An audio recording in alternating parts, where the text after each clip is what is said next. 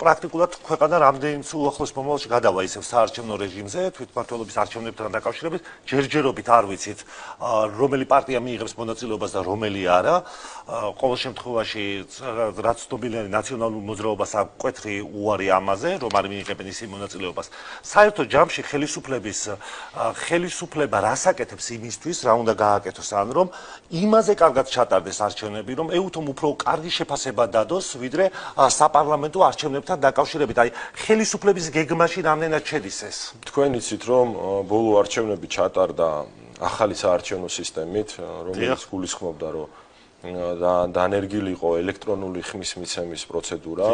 ეს არის აპრობირებული მეთოდი მსოფლიოს სხვადასხვა ქვეყნებში.